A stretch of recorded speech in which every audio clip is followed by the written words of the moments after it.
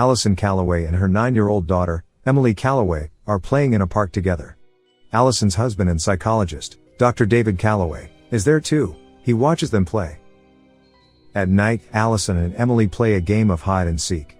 After which Allison tucks Emily to bed. Allison seems to be worried about something. David asks her about it, but she dismisses it.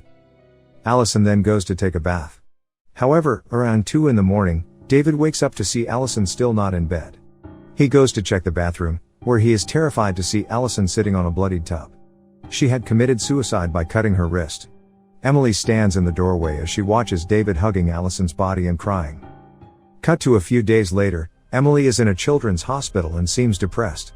David talks to his colleague and good friend, Dr. Catherine Carson, and decides that it would be best if he and Emily moved to the countryside for some time. Catherine is close to Emily as well. She hugs Emily and wishes her goodbye, and they leave. Emily brings her cat with her to the new place. David and Emily are finally at their new home. It lies in an area surrounded by woods and is very quiet. They are welcomed by a sheriff and the owner of the house. As they are looking around, Emily disappears. They find her near the woods staring at something. That night, Emily doesn't eat anything and insists on sleeping early. David tries to cheer her up, but the girl is traumatized by her mother's death. He then gives her a diary to write down her feelings, after which Emily wishes her favorite doll named Alex goodnight before going to sleep. The following day, David is unboxing his belongings in his study room, when Emily goes into the woods following a butterfly. In the end, she sees a cave. By the time David starts looking for her, she is back. But her favorite toy doll, Alex, is not. Shortly, he and Emily leave to run some errands. As David is pumping gas into his vehicle, he sees a woman playing with a little girl. Thinking that the little girl could become friends with Emily, he introduces himself to them. The woman's name is Elizabeth Young. She seems to have charmed David. He invites them to come over someday. That night, while tucking Emily to sleep, David asks her about her doll, Alex. To which she says that she doesn't like her anymore. She tells him that she has replaced Alex with her new friend named Charlie. When David questions her further about Charlie, she says that he doesn't like being talked about. David calls Catherine to tell her about the incident. They both agree that Charlie is an imaginary friend Emily has created to cope with her trauma.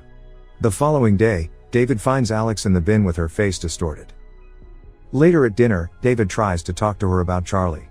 At that time, she tells him that Charlie is a lot of fun like her mommy used to be. That night, he gets another nightmare.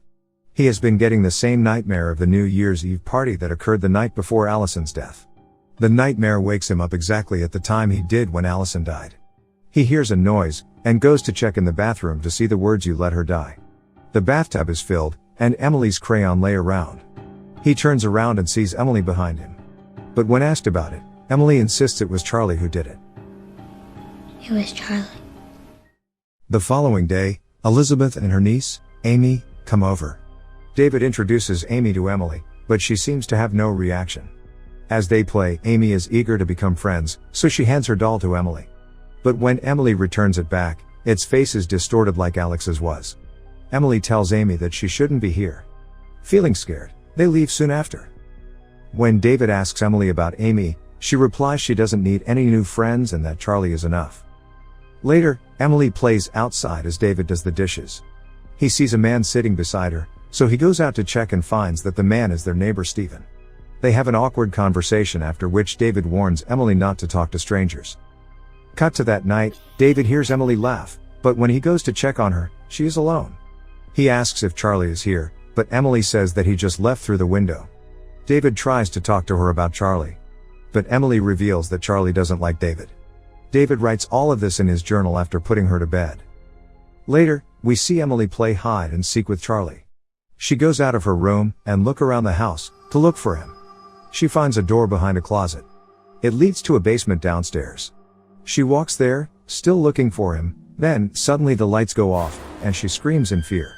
David quickly comes to get her. She tells him that Charlie was hiding in the dark. The following day, Elizabeth comes over for dinner. Emily doesn't seem to like her.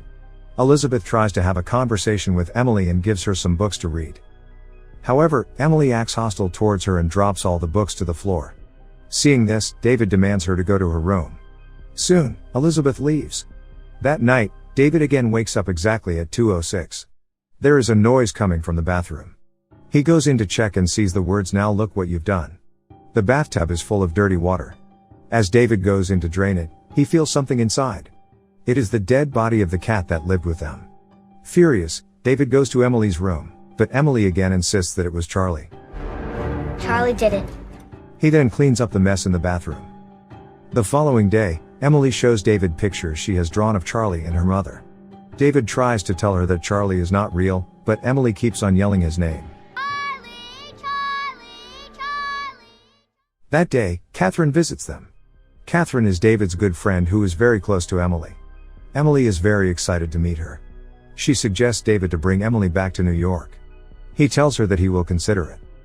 After she is gone, David goes to Emily's room and sees that she has drawn pictures of her mother killing herself in the diary he had given her. Elizabeth comes over again that day, but David doesn't hear her knocking, so she comes in and goes into Emily's room. She has come to make amends with Emily, but Emily tells her that she is playing hide and seek with Charlie, and points at the closet. As Elizabeth opens the closet, she is attacked by someone and falls down the windows. After a few hours, a sheriff comes over to ask about Elizabeth. The sheriff informs David that he had found Elizabeth's car crashed down the road, and her niece told him that she had come here.